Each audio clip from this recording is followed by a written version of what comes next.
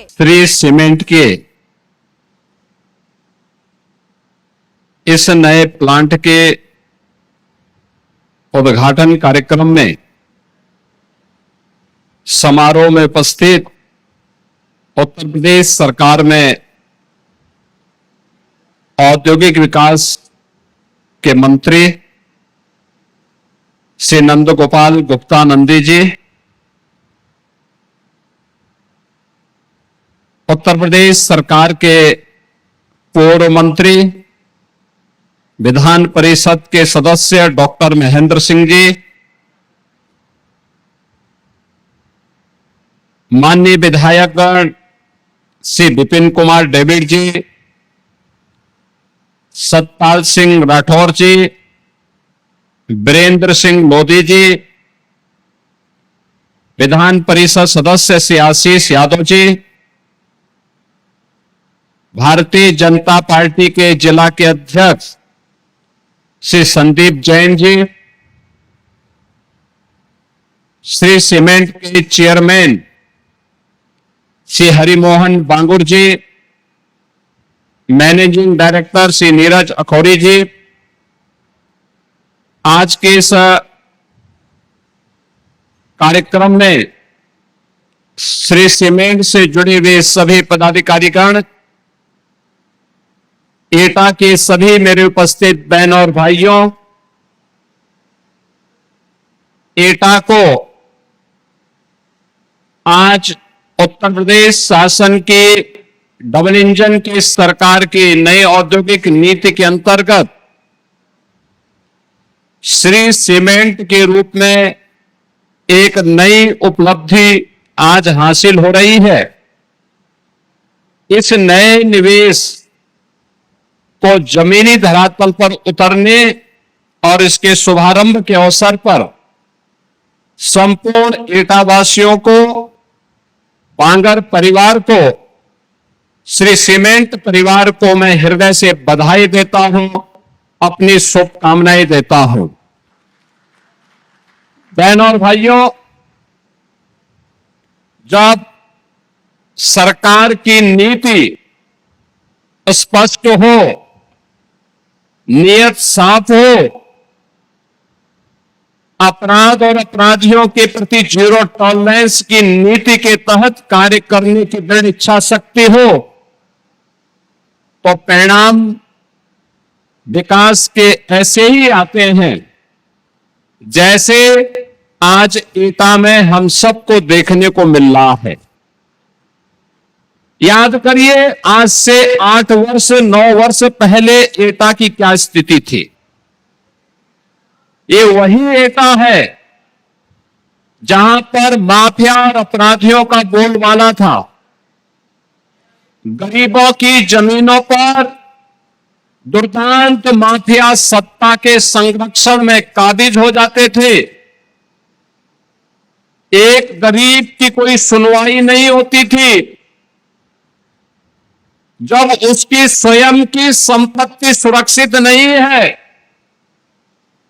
तो वह सरकार उसके लिए, विकास के लिए, उसके कल्याण के लिए कोई अन्य कार्य क्या करेगी।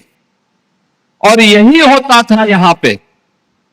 लेकिन अब एटा की पहचान न केवल इस प्रकार के बेहतरीन कानून व्यवस्था के माध्यम से, जहां अपराध और अपराधियों के प्रति जीरो टॉलरेंस की नीति के तहत कार्य करने की दृढ़ इच्छा शक्ति है, वहीं इसके परिणाम भी हम सबके सामने हैं। परिणाम है, आज यहां पे सरकार के स्तर पर थर्मल पावर का प्लांट स्थापित होता है। यही बगल में जवाहरपुर का यह प्लांट इस बात की घोषणा कर रहा है, जिससे लगभग 1,500 मेगावाट का विद्युत उत्पादन हो रहा है। और विद्युत उत्पादन के साथ यहां पे लोगों को स्वच्छ और सुंदर वातावरण मिल सके, उसका फ्लाई ऐश का बेहतरीन उपयोग हो, इसके लिए श्री सीमेंट परिवार ने उसी के बगल में यह श्री सीमेंट के नए प्लांट के लिए लगभग 750 करोड़ रुपए के यह प्लांट यहां प्रस्तापित किया है। आप देख रहे होंगे दोनों में निवेश लगा है, एक में सरकार ने निवेश किया है, एक में बांगर परिवार ने श्री सीमेंट के प्लांट के लिए निवेश किया है। दोनों में रोजगार भी उत्पन्न हो रहा है, प्रत्यक्ष भी और अप्रत्यक्ष रूप में भी। आप देख सकते हैं कि यह जो श्री सीमेंट का प्लांट यहां पर स्थापित हुआ है, प्लांट एक है, लेकिन इसके माध्यम से प्रत्यक्ष रूप से 500 लोगों को यहां पर कार्य मिला है।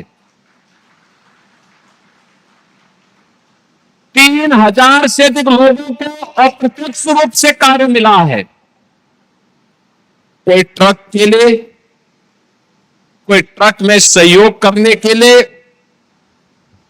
और इसके बाद जहां जहां पर इन लोगों ने इस सीमेंट को बेचने के लिए अपने स्वयं के लोग स्थापित किए होंगे, वहां के व्यापारियों को भी अपने व्यापार को आगे बढ़ाने के लिए श्री सीमेंट ने एक अवसर दिया है।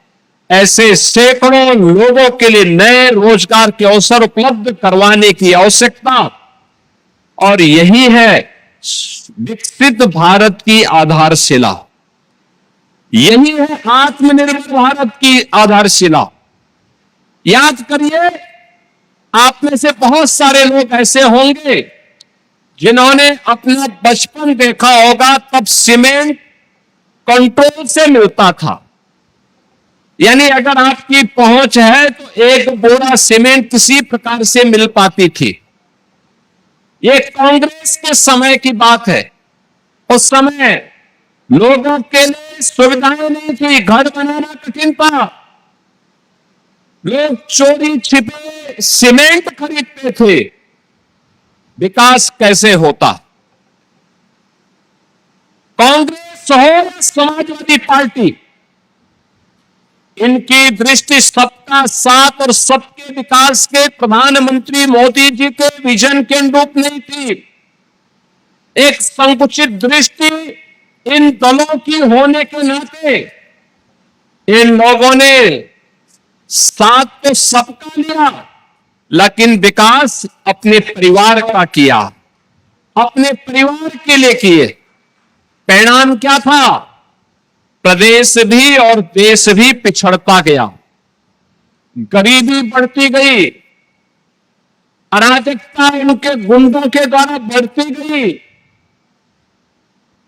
न व्यापारी सुरक्षित था, न बेटी सुरक्षित थी, और इस अराजकता पूर्ण माहौल में दंगाग्रस्त प्रदेश में या देश में कौन व्यक्ति अपनी जान को दांव पे लगाता? ये नहीं हो पाता था। याद करिए, जब देश आजाद हुआ था 1947 में, 1947 से लेकर के 1960 तक यह देश दुनिया की छठी अर्थव्यवस्था थी, छठी अर्थव्यवस्था थी। उससे पहले जब हम 17वीं सदी में जाते हैं, 17वीं 18वीं सदी में यह देश दुनिया की नंबर 1 की अर्थव्यवस्था थी। याद करिए, पहले मुगलों ने लूटा, फिर अंग्रेजों ने तबाह किया, और जो कुछ बचा रह गया था वह मुगलों और अंग्रेजों के बाद कांग्रेस ने और समाजवादी पार्टी ने तबाही का नया मंजर पैदा करके देश के सामने और प्रदेश के सामने पहचान का संकट खड़ा कर दिया था। याद करिए, 1960 तक जो देश दुनिया की छठी अर्थव्यवस्था रही हो, वह देश